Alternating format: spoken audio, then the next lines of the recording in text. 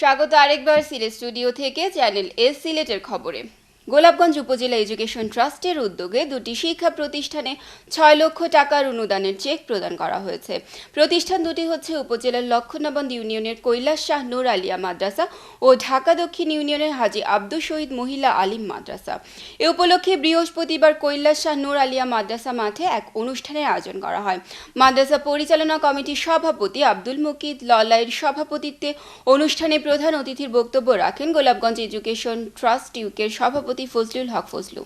প্রধান অতিথির বক্তব্যে তিনি বলেন, আমরা দীর্ঘ 18 বছর থেকে গোলাপগঞ্জ উপজেলার শিক্ষার মান উন্নয়নে কাজ করে যাচ্ছি। বিগত দিনে আমরা শিক্ষার্থী পর্যায়ে বৃত্তি ও প্রতিষ্ঠান পর্যায়ে ছোট ছোট অনুদান দিয়ে এসেছি। এবারই আমরা প্রথম প্রতিষ্ঠান পর্যায়ে এককালীন অনুদানে প্রদান করছি। আমরা আশা করি এই অনুদানের মাধ্যমে প্রতিষ্ঠানগুলোতে উল্লেখযোগ্য উন্নয়ন সাধিত হবে। সহকারী সুপার মাওলানা মোহাম্মদ আব্দুল সালাম আনসারীর উপস্থাপনায় অনুষ্ঠানে স্বাগত বক্তব্য রাখেন মাদ্রাসা সুপার মাওলানা এনামুল হক। বিশেষ অতিথি ছিলেন ট্রাস্টের সাধারণ সম্পাদক Makhan Mia, trusteeship secretary Faruk Mia, ATN Bangla UK Sylhet bureau প্রধান শফিকুল ইসলাম শফিক, গোলাপগঞ্জ প্রেস ক্লাবের সাধারণ সম্পাদক মাহফুজ আহমদ চৌধুরী। আলোচনা শেষে মাদ্রাসা পরিচালনা কমিটির সভাপতি ও সুপারের হাতে ৩ লক্ষ টাকার চেক হস্তান্তর করেন ট্রাস্টের নেতৃবৃন্দ। মৌলভীবাজারের কমলগঞ্জ উপজেলায় জুবেদা খাতুন ফাউন্ডেশন ট্রাস্টের উদ্যোগে শারদীয় দুর্গোৎসব উপলক্ষে দরিদ্রদের মধ্যে নগদ অর্থ বিতরণ করা হয়েছে। বুধবার কমলগঞ্জ উপজেলার মুন্সিবাজার কালীপ্রসাদ উচ্চ বিদ্যালয় হল রুমে ৬৬ জন অসহায় দরিদ্রদের মধ্যে নগদ ১৪০০ টাকা করে মোট ৯২,৪০০ টাকা বিতরণ করা হয়। জুবেদা খাতুন ফাউন্ডেশন ট্রাস্টের চেয়ারম্যান প্রবাসী কমলগঞ্জ সমিতির সভাপতি ফারুক আহমদ ও তার পারিবারিক বন্ধু ডক্টর প্রতিভা চক্রবর্তী, শ্রীমতী শাশ্বতী বাসু, শ্রীমতী বুলা মিত্র, শ্রীমতী কুমকুম মুখার্জি, শ্রীমতী গীতা মুখার্জি ও শ্রীমতী জয়তী দাসের আর্থিক সহযোগিতায় দরিদ্রদের মধ্যে এই অর্থ প্রদান করা হয়েছে। অনুষ্ঠানে প্রধান অতিথি ছিলেন কমলগঞ্জ উপজেলা BRDB chairman Zubeda Khatun foundation ট্রাস্টের প্রধান সমন্বয়কারী মোহাম্মদ ইমতিয়াজ আহমেদ বুলবুল। কালীপ্রসাদ উচ্চ বিদ্যালয়ের প্রধান শিক্ষক সত্যেন্দ্র কুমার পালে সভাপতিত্বে ও কমলকুড়ি পত্রিকার সম্পাদক পিন্টু দেবনাথের সঞ্চালনায় অনুষ্ঠানে বিশেষ অতিথি ছিলেন বিশিষ্ট সমাজসেবক মোহাম্মদ শামসুদ আহমদ, ক্রীড়ানুরাগী সৈয়দ রুহুল আমিন, রহিমপুর ইউনিয়ন আওয়ামী লীগ সহ সভাপতি মোস্তাক আহমেদ খোকন, সাধারণ সম্পাদক দীপক কান্তি রায় ও সমাজকর্মী আনসার আহমদ। অনুষ্ঠানে জুবেদা খাতুন ফাউন্ডেশন ট্রাস্টের অনুদান দাতার মঙ্গল সহ বিশ্বের শান্তি কামনায় প্রার্থনা করেন। অনুদান প্রাপ্তরা শারদীয় দুর্গাপূজা উপলক্ষে এই আর্থিক অনুদান পেয়ে আনন্দিত। এ সময় বক্তারা বলেন, আর্তমানবতার কল্যাণে সবসময় জুবেদা খাতুন ফাউন্ডেশন ট্রাস্ট নিরলসভাবে কাজ করে যাচ্ছে। প্রতি বছর দুর্গোৎসব উপলক্ষে আর্থিক অনুদান, ঈদ উপলক্ষে খাদ্য সহায়তা প্রদান, গরিব মেধাবী শিক্ষার্থীকে সহায়তা সহ বিভিন্ন কর্মকাণ্ড পরিচালনা করে যাচ্ছে। মাসিক মদিনার সাবেক সম্পাদক ও জমিয়তে উলামায়ে ইসলামের সাবেক কেন্দ্রীয় নির্বাহী সম্পাদক, দেশ বরেণ্য ইসলামী ব্যক্তিত্ব মরহুম মাওলানা মহিউদ্দিন খান রহমতুল্লাহি আলাইহি বর্ণাঢ্য জীবন ও কর্ম শীর্ষক এক সেমিনার বিয়ানীবাজার উপজেলার কুরারবাজার ইউনিয়নের জামেয়া মাদানিয়া আঙ্গুরা মোহাম্মদপুর মাদ্রাসার ছাত্রাবাসের হলরুমে অনুষ্ঠিত হয়েছে। শুক্রবার অনুষ্ঠিত সেমিনারে প্রধান অতিথি ছিলেন জামেয়া মাদানিয়া আঙ্গুরা মোহাম্মদপুর মাদ্রাসার প্রিন্সিপাল মাওলানা জিয়াউদ্দিন। আল হিলাল ছাত্র সংসদের আয়োজনে অনুষ্ঠিত সেমিনারে সংসদের সভাপতি মাওলানা আব্দুল হাফিজ সভাপতিত্ব করেন। মাওলানা জফির উদ্দিন এবং মাওলানা ফরহাদ আহমদের যৌথ সঞ্চালনায় প্রধান আলোচক ছিলেন দৈনিক ইনকিলাব পত্রিকার সহকারী সম্পাদক মাওলানা উবাইদুর রহমান খান নদভী।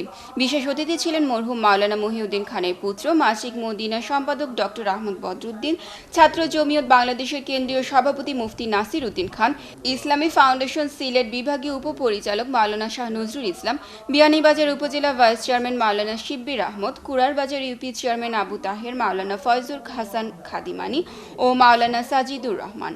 সেমিনারে মূল প্রবন্ধ পাঠ করেন মাওলানা বিলাল আহমদ ইমরান। স্বাগত বক্তব্য রাখেন মাওলানা আসাদ উদ্দিন আল মাহমুদ। অন্যান্যের মধ্যে উপস্থিত ছিলেন বিয়ানীবাজার উপজেলা ছাত্র জমিয়তের সভাপতি মাওলানা তুফাইল আহমেদ, সাধারণ সম্পাদক হাফিজ মারুফুল হাসান ও আল হিলাল ছাত্র সংসদের সাধারণ সম্পাদক আবদুল্লাহ সহ আরও অনেকে। সিলেটের জকিগঞ্জের কৃতি সন্তান যুক্তরাজ্য প্রবাসী সাবেক ছাত্র সমাজ সিলেট জেলার সভাপতি এম জাকির হোসেন কেন্দ্রীয় জাতীয় পার্টির সদস্য নির্বাচিত হওয়ায় তাকে সংবর্ধনা দিয়েছে জকিগঞ্জ উপজেলা জাতীয় পার্টি। জকিগঞ্জ উপজেলার স্থানীয় বাবুর বাজারে আয়োজিত সংবর্ধনা অনুষ্ঠানে প্রধান অতিথি ছিলেন সিলেট ৫ জকিগঞ্জ কানাইঘাট আসনের সংসদ সদস্য আলহাজ সেলিম উদ্দিন এমপি। প্রধান অতিথির বক্তব্যে এমপি আলহাজ সেলিম উদ্দিন বলেন, সিলেটে সকল ছাত্র আন্দোলনে এম জাকির হোসেনের অবদান ছিল প্রশংসনীয়। অনুষ্ঠানে আলহাজ সেলিম উদ্দিন জনগণের সহযোগিতা পেলে আগামী সংসদ নির্বাচনে সিলেট ৫ আসন থেকে লাঙ্গল প্রতীকের প্রার্থী হওয়ার ঘোষণা দেন। বাবুর বাজার বণিক সমিতির সাধারণ সম্পাদক জাপা নেতা আব্দুস সালামের সভাপতিত্বে অনুষ্ঠানে আরও বক্তব্য রাখেন জকিগঞ্জ উপজেলার সিনিয়র জাপা নেতা এম মতিন চৌধুরী, সিলেট জেলা যুব সংহতির সভাপতি আলতাফ হোসেন আলতা, সাধারণ সম্পাদক মর্তুজা আহমদ চৌধুরী, সিলেট জেলা স্বেচ্ছাসেবক পার্টির সিনিয়র সহ সভাপতি ফররুক আহমদ ফারুক, সংবর্ধিত অতিথি এম জাকির হোসেন, সিলেট মহানগর যুব সংহতির সাধারণ সম্পাদক মাহবুবুর রহমান মাহবুব, জকিগঞ্জ উপজেলা জাতীয় পার্টির সিনিয়র নেতা K M Badrul Hasan member, Kabirul Hasan Kabir member সহ উপজেলা জাতীয় পার্টি যুব সংহতি ছাত্র সমাজের বিভিন্ন পর্যায়ের নেতারা। Bangladesh social club Coventry UK সভাপতি যুক্তরাজ্য প্রবাসী তরুণ সমাজসেবী মেহরাব উদ্দিনকে সংবর্ধনা প্রদান করা হয়েছে। মেহরাব উদ্দিনের স্বদেশে আগমন উপলক্ষে সিলেটে মানবাধিকার বাস্তবায়ন সংস্থা, সিলেট বিভাগীয় ক্রিকেট কমিটি, দক্ষিণ সুরমা সাংস্কৃতিক জোট ও এলাকাবাসীর উদ্যোগে এই সংবর্ধনা দেওয়া হয়। সিলেটের দক্ষিণ সুরমার বড়ইকান্দির একটি অভিজাত সেন্টারে এই সংবর্ধনা অনুষ্ঠান এবং মনোজ্ঞ সাংস্কৃতিক অনুষ্ঠানে আয়োজন করা হয়। ইমতিয়াজ আহমেদ জগলু সঞ্চালনায় অনুষ্ঠানে সভাপতিত্ব করেন বখতিয়ার আহমেদ ইমরান। অনুষ্ঠানে স্বাগত বক্তব্য রাখেন মানবাধিকার সিলেট বিভাগের সভাপতি নাজিম উদ্দিন আহমেদ। অনুষ্ঠানে বক্তারা দেশের অর্থনৈতিক সমৃদ্ধিতে প্রবাসীদের অবদানের কথা তুলে ধরে বলেন, প্রবাসী মেহরাব উদ্দিন যুক্তরাজ্যে থাকলেও তিনি বাংলাদেশের অসহায় মানুষের কল্যাণে সবসময় নিয়োজিত রয়েছেন। আর্তমানবতার কল্যাণে তার সহযোগিতা ভবিষ্যতে অব্যাহত থাকবে বলে আশাবাদ ব্যক্ত করেন। সংবর্ধিত অতিথির বক্তব্যে মেহরাব উদ্দিন দেশের উন্নয়নে সবাইকে স্ব অবস্থান থেকে সম্মিলিতভাবে কাজ করার উপর গুরুত্বারোপ করেন। তিনি এলাকার উন্নয়নের সামর্থ্য অনুযায়ী কাজ করে যাওয়ার প্রতিশ্রুতি দেন। অনুষ্ঠানে আরও বক্তব্য রাখেন পলাশ, সাদেক, কুদ্দুস, লোকমান, জনি ও মোশাররফ। অনুষ্ঠানের শেষ পর্যায়ে গান পরিবেশন করেন ক্লোজ আপ ওয়ানের সেরা গায়ক নোলক বাবু ও জাহিদ, ফোক শিল্পী সারওয়ার, ববি কর, মুন্নি সহ আরও অনেকে।